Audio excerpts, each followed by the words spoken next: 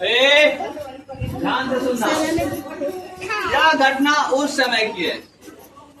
किस समय की है? उस समय जब प्रोफेसर यशपाल दूरदर्शन के बहुत लोकप्रिय कार्यक्रम टर्निंग पॉइंट के जरिए देश के कोने कोने में बच्चों के सवालों को जवाब दिया करते थे। उस समय जब तक दूरदर्शन टीवी चलता था जी, हाँ, तो उस समय क्या थे? प्रोफेसर यशपाल थे। प्रोफेसर यशपाल जो बच्चों को एक कार्यक्रम था टर्निंग पॉइंट, उसके कोने कोने से बच्चे उनसे क्या करते थे? सवाल जवाब करते थे, अपने प्रॉब्लमों को पूछते थे क्या कैसे करें।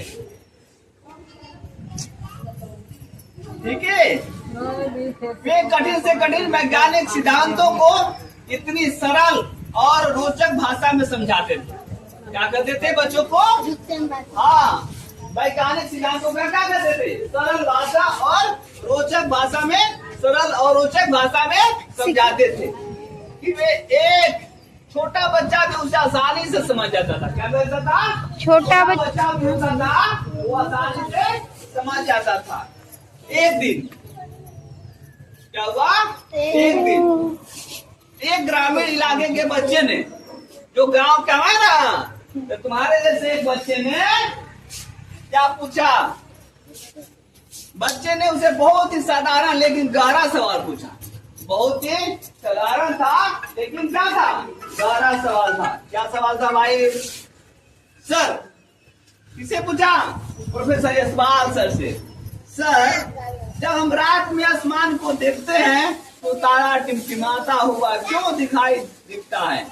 क्या वह सच में जलता बुझता है? देखिए ना, तारा कभी बुझ जाता है, कभी जलता है, देखते नहीं, उसको बोलते टिमटिमाता। क्या सच में तारा बुझता है और जलता है? कई विद्वान ऐसे आसान सवालों को नजरअंदाज कर देते थे, लेकिन प्रोफेसर यशपाल मुस्कुराए। उन्होंने बच्चों को डांटने या जटिल भौतिकी के समीकरण को उलझाने के बजाय एक मोमबत्ती और कांच के गिलास के जरिए प्रयोग करके दिखाया। मोमबत्ती और कांच के गिलास की तरह प्रयोग करके दिखाया।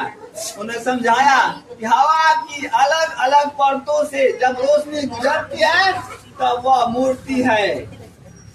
उन्होंने बच्चों से कहा, तारा कभी टिमटिमाती तो हमारा हवा है। किस कारण है? जो हमारी हवा के कारण है।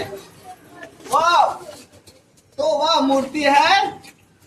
उन्होंने बच्चे से कहा, तारा कभी नहीं टिमटिमाती है तो हमारी हवा।